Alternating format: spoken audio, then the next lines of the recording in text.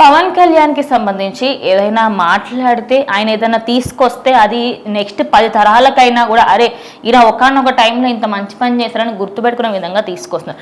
అయితే ఇప్పుడు సనాతనం బోర్డు గురించి ఏదైతే ఉందో దాని గురించి కూడా మాట్లాడడం జరిగింది. అదే కాకుండా ఆయన కుంభమేళకు వెళ్ళింది దేవుని దర్శనం కోసం, ఆ పుణ్యస్నానం ఆచరించడం కోసం. అక్కడ కొంతమంది ఏదైతే ట్రోలింగ్ చేశారు, ఆయనకు పొట్టుంది, బట్టుంది, తొక్కుంది, తోటకూరుందని కావాలని ఆ మీమ్స్ కూడా చూస్తే మరి ఇంత ఇంహితం లేకుండా మాట్లాడడం కూడా కరెక్ట్ కాదని అంటున్నారు. మరి ఆయన చెప్పిన దాని ప్రకారం చూసుకుంటే చాలా కాన్ఫిడెంట్గా నాకు పట్టింపు లేదని చెప్పారు. దాని గురించి మీరేమంటారు? ఖచ్చితంగా పవన్ కళ్యాణ్ గారు ఆ సనాతని బోర్డు అనేది ఏదో అది ప్రతి రాష్ట్రంలో ఒక్కొక్కరికి అవగాహన కల్పించి పెట్టాలి. సో ముందు మన రాష్ట్రం నుంచి మొదలుపెట్టి దేశవ్యాప్తంగా అది స్ప్రెడ్ చేయాలి, ఆ హిందుత్వాన్ని బతికించాలి అనే ఒక ధ్యేయంతో అయితే ఆయన రెడీగా ఉన్నారనమాట. సో ఆయనకి ఇప్పటికీ అటు బీజేపీ సర్కార్ నుంచి కూడా ఫుల్ సపోర్ట్ ఉంది. సో ఇంకా ఆయన దిగి ఒక్కొక్కరిని కలుపుకోవడమే లేట్ అనమాట. ఎందుకంటే ఇలాంటివి చేసినప్పుడు అతను చరిత్రలో నిలిచిపోతాడు ఖచ్చితంగా. రేపటి తరానికి ఎవర్రా మన ఇన్నాళ్ళు కాపాడుకుంటూ వచ్చిందంటే మనం ఎట్లయితే శివాజీ మహారాజ్ పేరు ఆ చరిత్రను చదువుకుంటున్నామో వాళ్ళు ఎంత యుద్ధాలు చేశారనమాట.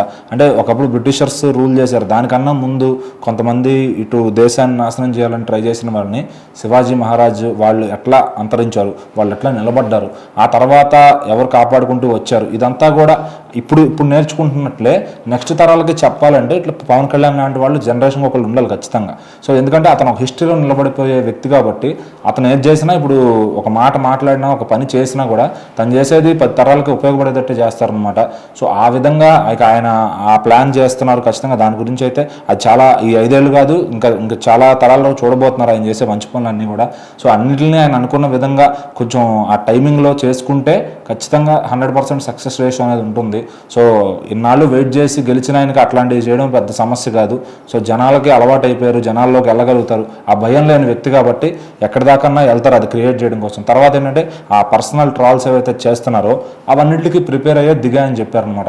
ఎందుకంటే రాజకీయాల్లోకి వచ్చినప్పుడే చిరంజీవి గారు ఒక సలహా ఇచ్చారంట, మళ్ళీ మనకు ఎందుకురా అని చెప్తే లేదు నేను దిగిపోతాను, వన్స్ ఇప్పుడు కమిట్మెంట్ అయిపోయాము, ఇప్పుడు ఆపుకుంటే మళ్ళీ జనాల దృష్టిలో బ్యాడ్ అయిపోతామని చెప్పి ఆయన అయితే దిగిపోయారు. సో ఓటమి చూశారు, గెలుపు చూశారు, నేర్చుకుంటున్నారు. ఈ రాజకీయాలు మళ్ళీ ఆయన చెప్పడం కూడా చాలా ఓపెన్గా చెప్పారు.